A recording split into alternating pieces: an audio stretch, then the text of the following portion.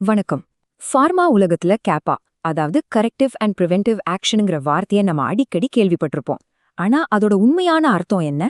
அது வெறும் ஃபைல நிரப்பி வேலையை முடிக்கிற ஒரு ஃபார்மாலிட்டினா, இல்ல பிரச்சனையோட ஆணி வேரைய புடுங்கி எறியற ஒரு பவர்ஃபுல் டூலா?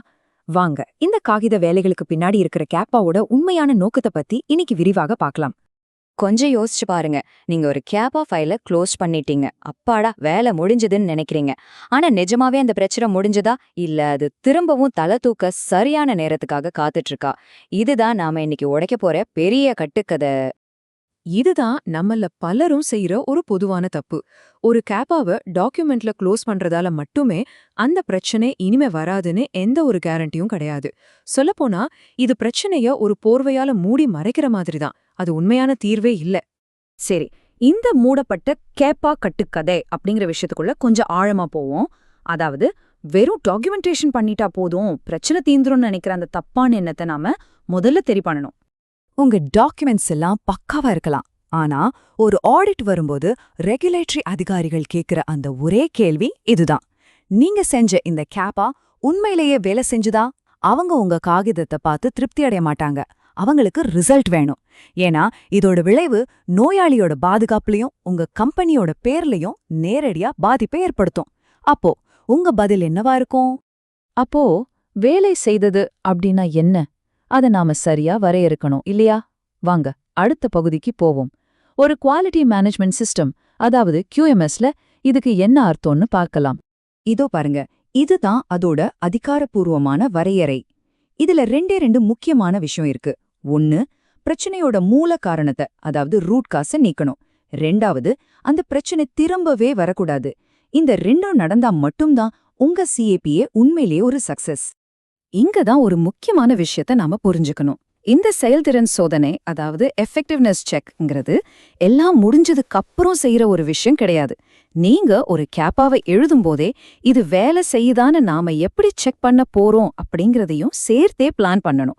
இதுதான் ஒரு சரியான அணுகுமுறை. ஓகே, இப்ப நாம ஒரு கேப்பா உண்மையிலேயே பலன் கொடுத்திருக்கா இல்லையான்னு எப்படி துல்லியமா செக் பண்றதுங்கிறதுக்கான சில நடைமுறை வழிகளை பார்க்கலாம். செயல்திறனை எப்படி செக் பண்றது? இதோ சில வழிகள். முதல்ல அதே டீவியேஷன், அதாவது அதே தவறு திரும்பவும் நடக்குதான்னு பார்க்கணும். அடுத்து நீங்க மாத்தி அமைச்ச SOPகளை, அதாவது நடைமுறை விதிகளை ஊழியர்கள் ஷாப் ஃப்ளோர்ல உண்மையிலே ஃபாலோ பண்றாங்களான்னு பார்க்கணும். கொடுத்த ட்ரைனிங் வெறும் பேருக்கு நடந்ததா இல்ல உண்மையா ஒரு மாற்றத்தை கொண்டு வந்திருக்கா? முக்கியமா கேப்பாக்கு முன்னாடி இருந்த டேட்டாவையும் அதுக்கப்புறம் வந்த டேட்டாவையும் ஒப்பிட்டு பார்க்கணும். டேட்டா ஒரு முன்னேற்றத்தை காட்டுதா? வெறும் அனுமானங்கள் பத்தாது. இந்த மாதிரி ஆதாரங்களை சேகரிக்கிறது ரொம்ப ரொம்ப அவசியம். ஒரு கேப்பாவை சரியா க்ளோஸ் பண்ணணும்னா இந்த 4 ஸ்டெப்ஸையும் கண்டிப்பா ஃபாலோ பண்ணியாகணும்.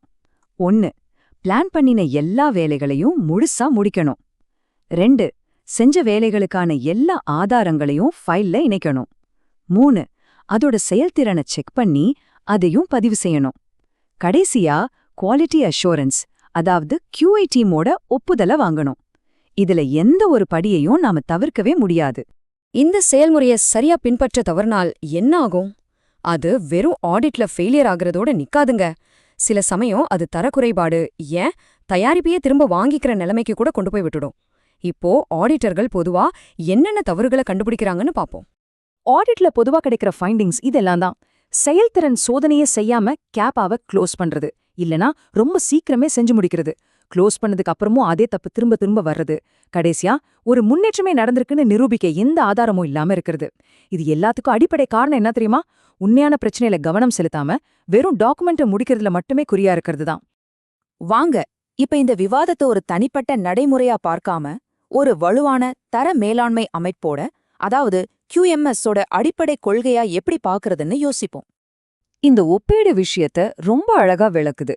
ஒரு பலவீனமான QMS டெட்லைனை மீட் பண்ணணுங்கிறதுக்காக அவசரமா கேப்பா ஃபைலுகளை க்ளோஸ் பண்ணும். ஆனா ஒரு வலுவான QMS பிரச்சனை நிரந்தரமா தீர்க்கப்பட்டுருச்சா அது திரும்ப வராதுங்கிறத உறுதி செய்வதுல தான் முழு கவனத்தையும் வைக்கும்.